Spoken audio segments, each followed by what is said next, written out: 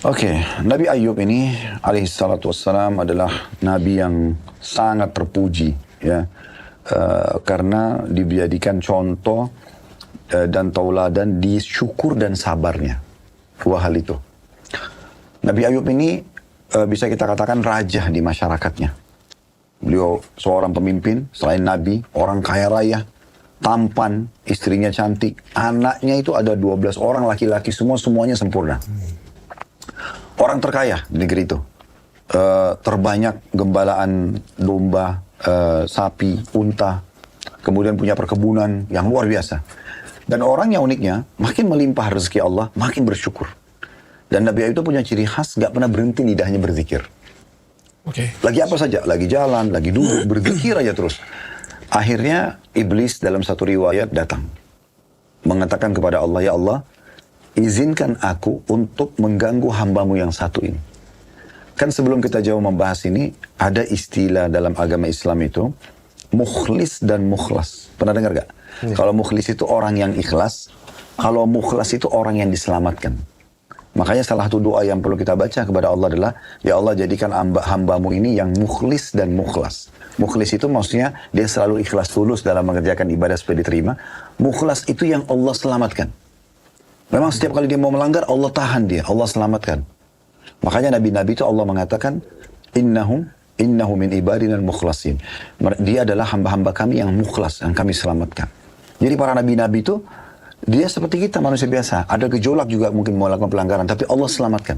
Tapi bisa juga kita termasuk hamba-hamba ini. Nah di antaranya Nabi Ayub alaihissalam. Makanya iblis bilang sama Allah, ya Allah izinkan saya menggoda hambamu yang mukhlas ini. Yang engkau amankan. Saya ingin menguji imannya. Allah mengatakan baik silahkan. Kalau begitu ya Allah, saya nggak bisa menguji dia di ibadahnya. Orang ini ibadahnya terlalu kuat. Saya ingin menguji dia di hal-hal yang lain. Yang nanti akan mengganggu ibadahnya. Dan saya jamin dia akan mengalihkan nanti ibadahnya dari engkau ya Allah kepada aku. Nah seperti itu. Maka Allah izinkan. Yang pertama, iblis melakukan satu perbuatan luar biasa. Dia membinasakan semua hartanya Nabi Ayub alaihissalam. Iya. Jadi dalam satu hari itu iblis diizinkan Allah mendatangkan hama yang membuat semua hewan ternak Nabi Ayub ribuan mati. Seketika.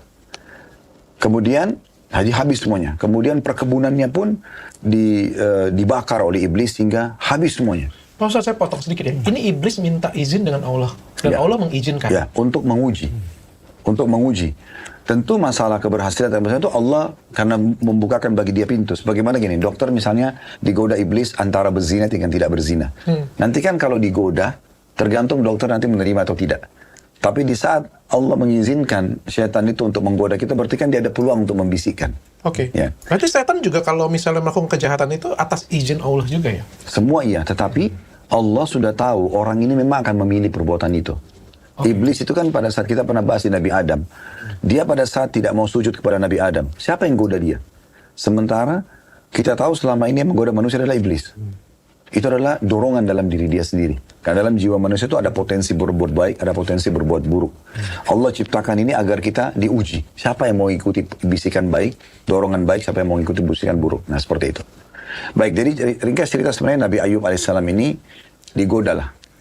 Iblis berharap dengan hilangnya hartanya, dia pasti akan berhenti berzikir kepada Allah. Yang uniknya, iblis kaget menemukan justru Nabi Ayub mengucapkan kata-kata, ya Allah, sesungguhnya ini adalah bagian dari ujianmu, maka aku selalu menerima apapun yang kau berikan. Nikmatkah atau ujiankah? Dan tidak mengeluh satu kata pun.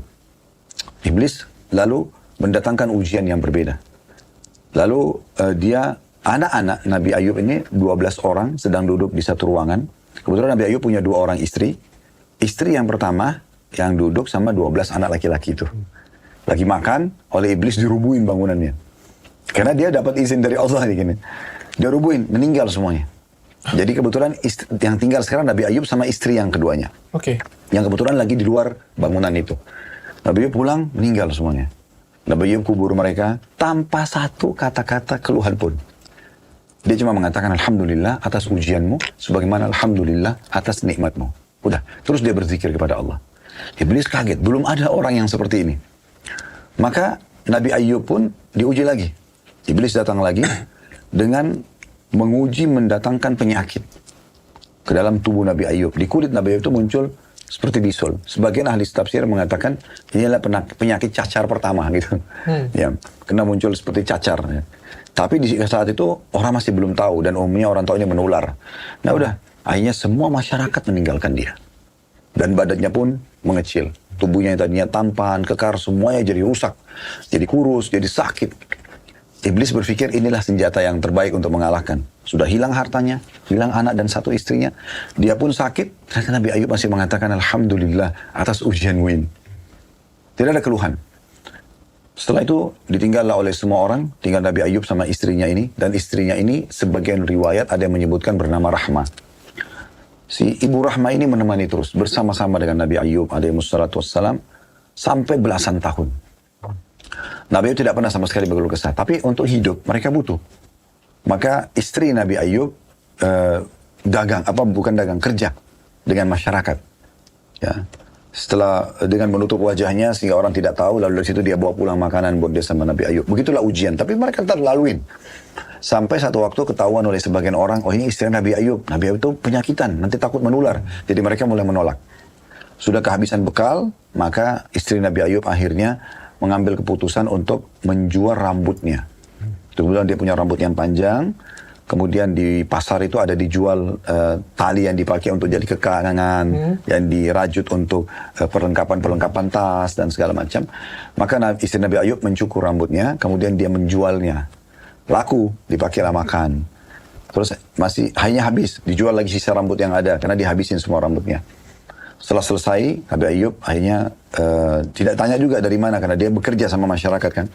Setelah habis betul-betul bekal, Nabi Ayub baru bertanya, hari ini tidak ada bekal makanan? Tidak ada. Apa yang kamu lakukan selama ini? Nabi Ayub tanya, dia mengatakan, yang terakhir setelah saya bekerja di rumah orang, dan sudah ditolak karena dianggap engkau berpenyakitan, wahai Nabiullah, akhirnya saya menjual rambut saya. Nabi Ayub marah pada saat itu. Dalam satu riwayat, kenapa kau memotong rambutmu? Itu rasa cemburu seorang suami. Maksudnya, untuk apa? Kita mati kelaparan pun gak ada masalah. Itu ujian dari Allah. Dan kalau orang mati pun kena kelaparan itu karena ajal, sudah datang waktunya. Itu sebuah riwayat. Riwayat yang lain, waktu iblis melihat sudah tidak bisa lagi menggoda Ayub. Gak ada lagi solusi goda Ayub. Hartanya habis, anaknya habis. Dia pun penyakitan, orang semua meninggalkan. Betul-betul dari seorang raja dan yang berkuasa menjadi orang yang melata dan tidak ada yang orang butuh lagi. Orang semua takut karena penyakit menularnya. Maka dia kehabisan akal. Gimana cara menggoda? Dalam sebuah riwayat disebutkan bahwasanya iblis memanggil semua prajurit-prajuritnya. Ini pertemuan akbar iblis gitu ya. Ya. Jadi dia memanggil semua dari seluruh dunia, datanglah semuanya. Setan-setan. Meeting di pusat ya? Iya. Jadi dipanggil semuanya, undang, datang. Malah mereka ada yang mengatakan, ada apa dengan engkau, hai iblis? Kami belum pernah menemukan engkau memanggil kami semuanya begini. Dan belum pernah kami melihat kamu sesedih ini. Dia bilang, satu-satunya hamba Allah yang saya tidak bisa goda. Nabi Adam aja sempat tergoda. Ini anak cucunya nggak bisa tergoda.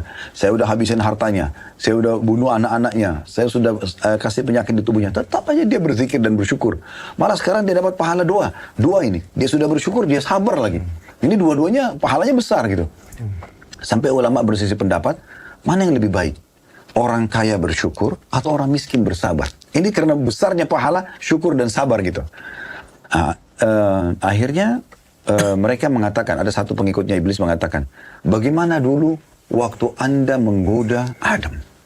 Bagaimana waktu kamu goda Adam dulu? Supaya dia mau makan buah dan melanggar.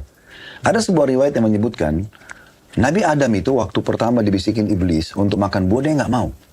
Tapi dia jadi tergoda, kenapa? Karena Hawa, istrinya, yang dibisikin iblis dengan bisikan, kalau kamu makan buah ini Hawa dan Adam, kau akan kekal di surga. Nggak keluar lagi selamanya. Maka Hawa membisikkan Adam, akhirnya mereka makan buah. Berarti punya dari mana? Dari istrinya. Dibujuk dari istrinya. Dibujuk dari istrinya. Nah ini juga banyak terjadi nih. Suami kadang-kadang tergoda karena istrinya yang bijuk. Kan? Sekarang anaknya dilamar, dia nggak mau. Tapi istrinya yang diberikan oleh calon anak mantu hadiah, dia yang bisikin suaminya untuk terima. Ini contoh saja. Tapi hal akhirnya digodalah istrinya Nabi Ayub, yang selama ini sabar kan. Tapi iblis kan tidak nampak. Dia cuma bisikin, diingatkanlah. kenangan-kenangan pada saat dia masih kaya, kenangan-kenangan dia mau beli apa saja ada dulu, masyarakat menghormati dia, anak-anaknya laki-laki, 12 orang semuanya segar-segar, semuanya mati seketika, diingatkan untuk suaminya masih tampan dan segala macam. Artinya, kenapa kamu nggak mengeluh dalam masalah ini? Paling tidak, keluhannya sederhana. Pergilah kepada Nabi Ayub, bilang sama suamimu supaya dia berdoa kepada Allah, diangkat ujian ini. Maka pada saat itu keluarlah dari lisannya istrinya Ayub perkataan ini. Dia bilang, wahai Nabiullah, Allah telah menguji kita, tapi engkau seorang Nabi. Kenapa engkau tidak minta agar ujian ini diangkat? Lalu Nabi Ayub marah pada Nabi Ayub mengatakan, telah datang kepadamu iblis si penggoda. Sekian tahun kamu bersabar, sekarang kau datang mengeluh tentang masalah ini. Saya mau tanya, berapa tahun kita dulu nikmat? Istri Nabi Ayub rupanya hitung nih. Oh sekian tahun kita nikmat. Baik, berapa tahun kita diuji sekarang? Ternyata belum balance tahunnya. Antara nikmat dulu sama ujian. Maka dia sebutkan, kata Nabi Ayub, saya masih malu minta sama Allah. Kalau Allah sembuhin saya dan saya yakin saya akan sembuh, akan kembali lebih sehat dari sebelumnya karena ini hanya ujian, maka saya akan hukum kamu dengan 100 cambukan. Karena kau telah mengikuti bisikan iblis. Waktu itu Nabi Ayub bersumpah begitu. Ringkas cerita, istri Nabi Ayub akhirnya jalan, meninggalkan lokasi itu dulu. Subhanallah di waktu itu ada 2 orang dari kenalan Nabi Ayub, masih di sebelah beberapa disebutkan masih sepupunya. Mereka berdua lewat di tempat Nabi sambil berkata begini, ini Ayub diuji begini pasti kan ada dosa besar. Pasti ada sesuatu yang besar yang dia lakukan, gak mungkin tidak. Maka Nabi Ayub merasa inilah yang paling berat bagi dia. Hartanya hilang, istri anaknya meninggal, badannya sakit masih gak ada masalah. Tapi kalau dibilang dia maksiat kepada Allah, ini dia berat terima karena dia gak pernah buat dosa. Maka dia bilang, saya demi Allah gak pernah berbuat dosa. Yang saya anggap saya pernah buat pelanggaran cuma satu. Saya pernah masuk ke pasar dan saya temukan ada 2 orang bertikai. Yang satu bilang demi Allah sudah bayar, yang satu bilang demi Allah belum bayar. Lalu masing-masing merasa benar. Untuk menebus supaya jangan Allah hukum yang salah. Karena pasti ada yang benar, ada yang salah. Maka Nabi Ayub bilang saya pulang ke rumah, mengambil harta saya, kemudian saya sedekah. Niat untuk menebus siapapun di antara mereka yang bohong. Itu yang Nabi Ayub anggap pelanggaran. Karena menutupi kesalahan orang lain tapi demi kebaikan. Maka Nabi Ayub berdoa sama Allah pada saat itu, ya Allah, sebagaimana engkau telah mengujiku, aku berharap agar engkau mengasihaniku. Nabi Ayub tidak bilang, ya Allah, aku telah bersabar nih sekian lama, tolong sekarang. Tidak, Nabi Ayub mengatakan. Dalam Al-Quran digambarkan itu luar biasa kata-katanya. Kalau anni kad massani yadur wa anta arhamur rahimin. Wahai Tuhanku, aku telah ditimpa ujian ini, tapi engkau zat yang maha pengasih. Apa maknanya? Kalau engkau mau aku tetap diuji begini, aku terima. Engkau mau berikan aku jalan keluar, aku terima. Engkau zat yang maha pengasih. Dia nggak nuntut. Maka pada saat itu pun Allah memerintahkan Jibril datang menyampaikan pesan, hai Ayub, Tuhanmu telah mendengar doamu, maka sentakkan kakimu di bumi. Akan keluar sumber mata air. Nabi Ayub pun menyentakkan kakinya di bumi, keluarlah sumber mata air. Sumber mata air ini digunakan untuk menggosok badannya, mandi, sehingga hilang semua penyakitnya. Dan dia kembali lebih mudah dari puluhan tahun yang lalu. Sebelum sakit ya Ustaz? Sebelum sakit. Dia kembali jauh lebih mudah, jauh lebih sehat. Jadi kan semua uban keluar berubah menjadi putih, jadi hitam. Jadi intinya dia kembali mudah sekali. Kemudian sehat semuanya. Dia lagi di posisi itu. Kemudian Allah perintahkan dia untuk menjalankan sumpahmu menghukum istrimu. Jangan kamu pecut dia 100 kali. Tapi ambillah rumput. Kumpulkan rumput-rumput sampai 100 lembar. Tepuk dia sekali. Supaya menjalankan sumpahmu. Karena wanita ini sebenarnya wanita yang baik. Ya, udah selesai. Waktu itu Nabi Ayub mengatakan, kalau gitu ya Allah, berikan aku tambahan karuniamu. Karena sekarang tidak ada harta. Mau hidup dari mana nih? Maka Allah datangkan pada saat itu belalang. Mendekat kepada Nabi Ayub, mengumpul. Banyak sekali, lalu kemudian jatuh ke tumpukan beliau berubah jadi emas. Nah pada saat itu Nabi Ayub akhirnya sehat kembali. Istrinya yang tadinya pergi, kembali ke situ. Kemudian dia lihat di sisinya, kok tadinya tempat ini tidak begitu rimbun, sekarang rimbun. Pohon-pohon pada berbunga. Terus di situ ada laki-laki tampan banget. Gitu. Lalu dia mengatakan, wahai Fulan, kata istrinya, kamu lihat gak tadi ada kakek tua di sini yang sakit? Yang begini dan begitu. Dan waktu dia muda mirip sekali dengan kamu. Maka Nabi Ayub mengatakan, itu adalah aku. Allah telah mengembalikan semuanya padaku. Dan pastikan Allah pun akan memberikan padamu. Maka istri Nabi Ayub rambutnya tumbuh menjadi hitam. Dan kemudian kulitnya juga menjadi sehat kembali. Dan mereka berdua menjadi manusia tertampan dan tercantik di masa itu. Lalu Allah mengatakan wa mithlahum ma'ah, dan kami memberikan kepada mereka sesuatu yang dilipat gandakan dari sebelumnya. Maksudnya keturunannya 12 yang meninggal, Allah buat istrinya hamil diberikan keturunan 2 kali lipat. Kemudian hartanya Allah kasih 2 kali lipat. Dibalikan lagi. Semuanya dibalikan kembali. Masya Allah. Ya. Ustaz, tadi dokter udah nanya, sekarang giliran aku yang tanya nih. Memang kan Nabi Ayub itu contoh sebuah kesabaran ya Ustaz ya. Yang kadang memang kan sampai Ustaz jelaskan, istri beliau meminta beliau berdoa kepada Allah untuk disembuhkan. Beliau pun tidak mau gitu, karena beliau menganggap ya nikmatnya terlalu banyak gitu ya, sudah dialami. Nah, apakah standar kesabaran Nabi Ayub itu menjadi sebuah standar kesabaran bagi kita semua di zaman setelah itu, Ustaz? Sedangkan kan kalau kita bandingkan ya, sabar jelas saja. Beliau adalah Nabi, kita siapa? Manusia biasa gitu kan. Dari sisi itu aja sudah berbeda. Gimana kita menyikapi sebuah kesabaran supaya kita minimal bisa menerima sebuah ujian itu? Ya mungkin kalau bilang dekat mungkin jauh banget dibandingkan Nabi, tapi minimal kita arahnya ke sana, Ustaz, untuk menerima segala ujian yang ya, jadi kita perlu perbaiki statement dulu. Sabar itu ada batasnya. Ya, itu kan sabar itu nggak ada batasnya. Jadi jangan pernah bilang, oh sabar ada batasnya. Kamu jangan ganggu saya terus loh, saya nanti sabarnya habis. Nah itu semua bahasa itu tidak ada. Karena memang sabar itu nggak pakai batas. Tapi sesuatu yang ada startnya, ada finishnya. Gitu. Semua ujian yang datang, itu pasti akan ada finishnya. Nggak ada sesuatu yang tidak berakhir. Sampai kata Nabi SAW dalam sebuah hadis, semua Allah ciptakan bermula dari kecil lalu membesar, kecuali ujian. Dia diciptakan besar, lalu dia mengecil. Selalu ujian itu hanya berat di hari-hari awalnya. Setelahnya akan jadi kecil dia. Itu dulu yang pertama. Jadi jangan sampai kita menganggap, oh sabarnya ada batasnya. Berarti kita mengatakan kalau gitu, ya Allah pahalamu cukup sampai sini aja. Karena saya sudah tidak bisa sabar lagi. Nah gitu ya. Sementara pasti setiap kesulitan ada, saya bilang tadi ada start, ada finishnya. Allah ulangi 2 kali. Fa inna ma'al usri yusra. Di setiap kesulitan ada kemudahan. Allah ulangi lagi. Inna ma'al usri yusra. Di setiap kesulitan pasti ada kemudahan. Itu pasti. Gak mungkin sama sekali tidak ada yang selesai. Berapa kali kita rasakan lapar setiap hari? Kita misalnya lapar nih, pengen makan. Anggaplah kita mungkin 1 hari pernah melewatin masalah lapar banget. Berapa lama kita lapar? Paling setengah jam. Kita sudah muncul ide untuk mencari makanan dan segala macam, keluar dan kita kunyah dan hilang.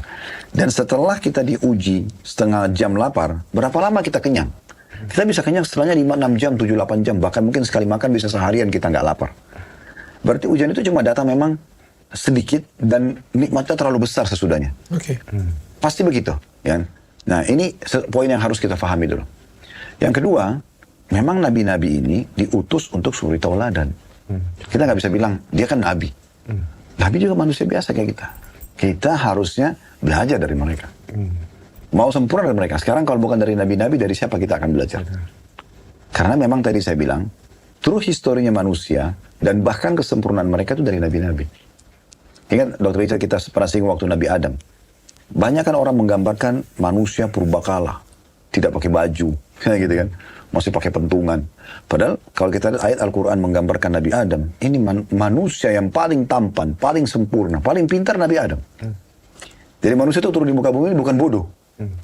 Semua sudah diajarkan. Sampai ulama mengatakan kalau Nabi Adam dihidupkan lagi di masa sekarang, dia tidak kerepotan untuk keliling melihat anak cucunya dan menggunakan semua bahasa. Karena semua bahasa diajarkan. Allah bilang, wa'allama Adam al-asma' kullah. Allah mengajarkan Nabi Adam segala satunya. Jadi kita kalau kembali kepada histori manusia, kita akan dapat jawaban yang sebenarnya. Kita nggak perlu lagi menerka-nerka, oh dulu manusia itu pakai baju apa sih? Oh pakai pentungan ini, oh pakai ini, pakai itu, dan sebagainya. Tentu ada manusia mungkin yang sedikit keterbelakangan di beberapa wilayah. Tapi bukan itu rujukannya. Rujukannya para nabi-nabi. Para nabi-nabi ini aja. Kalau kita bicara Nabi Sulaiman misalnya, diberikan kerajaan tidak layak untuk orang sebelum sesudahnya. Istananya terbuat lantainya dari kaca sampai Ratu Balkis beriman gara-gara kejadian tersebut. Dia bisa perintahkan jin, dia bisa bicara dengan bahasa hewan-hewan. Ini kan tidak masuk di akal kalau kita mau, di zaman sekarang pun tidak ada raja yang seperti itu. Jadi memang kita kembali ke sejarah mereka. Nah cuma memang dalam belajar itu, ada namanya kan stepnya ya, tahapannya. Kita pun ada, kalau formal ada TK, SD, SMP, SMA. Kenapa kita nggak langsung kuliah aja waktu kita masih... Karena nggak bisa, akal kita belum bisa mencerna itu semuanya. Kita butuh step by step. Kita makan pun lagi lapar, nggak bisa langsung kita ambil makanan, tempel di perut kita, terus hilang laparnya. Kita harus kunyah dulu, proses. Memang Allah sudah buat, namanya sunnatullah, sistem yang Allah buat. Kita tidur pun, kita nggak bisa, saya ngantuk nih, tutup mata, buka, selesai. Atau saya cuma niat hilangin ngantuk saya, tidak bisa. Prosesnya dia harus tidur, nyenyak, bahkan setiap sekian jam misalnya contoh. Kita maaf ya, buang hajat juga sama. Ampas yang tidak dibutuhkan dari nutrisi yang kita konsumsi harus dikeluarkan. Ada waktu pembuangannya, ada waktu kita berhentinya. Sudah diatur semua dengan begitu detailnya oleh Allah Subhanahu Wa Taala. Ini harus kita pahami. Makanya dalam belajar pun, kalau kita tadi langsung masuk, ini kan kita langsung masuk ke level sabarnya Nabi Ayub. Nah, memang dia ada step, ada tahapannya. Ya mungkin kita mulai dulu dari sabar yang kecil. Misalnya kita lagi lapar nih, walaupun lapar banget. Udah kita teriak-teriak atau kita diam, sama aja. Intinya kita ikhtiar berusaha mencari makanan, kan begitu. Tapi orang yang tenang sambil cari makanan dengan orang yang teriak-teriak sambil cari makanan itu akan beda kan. Nah ini contohnya. Kita mulai dari hal yang kecil aja. Sabar. Ada sesuatu yang kita harapkan belum kita bisa dapatkan. Masih butuh proses. Masih ada antrinya. Oke. Minum obat. Kalau kayak dokter ada dosisnya. Oke, dosisnya minum antibiotik 1 minggu ya, 3 hari. Oke, kita nikmatin. Kalau saya biasa bahasakan di pengajian, nikmati prosesnya. Kita belajar begini, kenapa kita harus 30 episode atau berapa episode untuk menyelesaikannya? Kenapa harus banyak ulama tulis buku-buku dengan bab-bab yang lengkap? Karena kita butuh step by step belajar. Gitu. Nah seperti itu. Nah makanya belajar pun dalam masalah kesabaran butuh step by step. Dari hal yang kecil, mulai pindah lebih besar. Makin sempurna, maka makin besar pahalanya. Nabi Ayub sudah sampai pada level yang luar biasa gitu. Makanya iblis pun kepalanya, pimpinannya semua pemberontak Pusing yang suka dengan mengganggu. Dia pun pusing. Gimana cara yang goda orang ini? Oke. Gitu ya. Karena dia sudah sampai pada level itu.